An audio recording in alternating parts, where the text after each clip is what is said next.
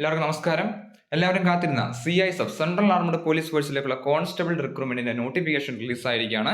നേരത്തെ short notification വെച്ച് video ചെയ്തിരുന്നതാണ്. ഇപ്പോൾ ഒഫീഷ്യൽ നോട്ടിഫിക്കേഷൻ CISന്റെ സൈറ്റിൽ റിലീസ് ആയിട്ടുണ്ട്.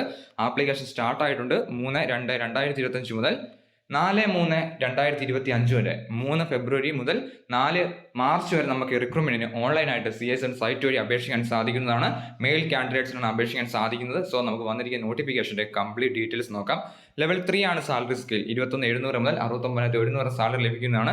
ഇത് കൂടാതെ യൂണിഫോം പോസ്റ്റ് ലഭിക്കുന്ന അലവൻസും കാര്യങ്ങളും ലഭിക്കുന്നതാണ്. റിക്രൂട്ട്മെന്റിലേക്ക് വേക്കൻസി വന്നിരിക്കുന്നത് 1124 വേക്കൻസിയാണ്. കോൺസ്റ്റബിൾ തസ്തികയിലേക്ക് 845 വേക്കൻസിയും ഡ്രൈവർ കം പമ്പ് ഓപ്പറേറ്റർ തസ്തികയിലേക്ക് 279 വേക്കൻസിയുമാണ്. ടോട്ടൽ 1124 വേക്കൻസിയാണ് റിപ്പോർട്ട് ചെയ്തിരിക്കുന്നത്.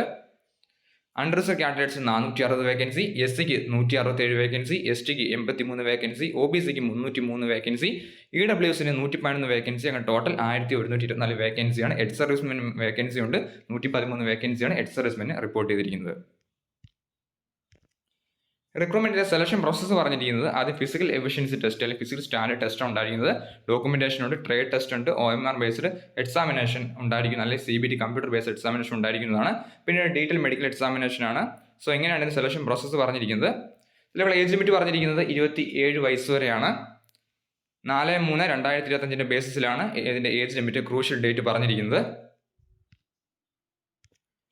ഈ ഏജ് ലിമിറ്റിൽ നിന്ന് 3 വർഷത്തിൽ OBCയും 5 വർഷത്തിൽ SC/ST കാൻഡിഡേറ്റ്സിനും ലഭിക്കുന്നതാണ്. എഡ്യൂക്കേഷൻ ക്വാളിഫിക്കേഷൻ പറഞ്ഞിരിക്കുന്നത് 10ാം ക്ലാസ് ആണ് അടിസ്ഥാന ക്വാളിഫിക്കേഷൻ.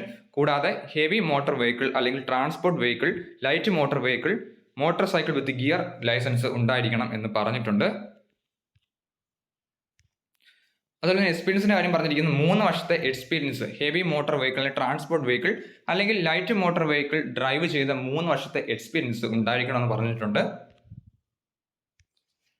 ഹൈറ്റ് പറഞ്ഞിരിക്കുന്നത് 167 സെന്റിമീറ്റർ ആണ്. 80 സെന്റിമീറ്റർ നോർമൽ ചെസ്റ്റും എക്സ്പാൻഷൻ വരുമ്പോൾ 85 സെന്റിമീറ്ററും ഉണ്ടായിരിക്കണം എന്ന് പറഞ്ഞിട്ടുണ്ട്. സോ ഇതിലേക്കുള്ള ഫിസിക്കൽ എഫിഷ്യൻസി ടെസ്റ്റിന്റെ ഡീറ്റെയിൽസ് നമുക്ക് നോക്കാം. ഫിസിക്കൽ എഫിഷ്യൻസി ടെസ്റ്റിൽ 800 മീറ്റർ റേസ് ആണ്. 3 minute 15 second. Long jump 11 feet 3 chances ഉണ്ടായിരിക്കുന്നതാണ്. High jump 3 feet 6 inch 3 chances ഉണ്ടായിരിക്കുന്നതാണ്. സോ അപേക്ഷിക്കാൻ ആഗ്രഹിക്കുന്ന തീർച്ചയായും അപേക്ഷിക്കുക. അപേക്ഷ അയക്കുമ്പോൾ 100 രൂപ ഫീസ് ഉണ്ടായിരിക്കുന്നതാണ്.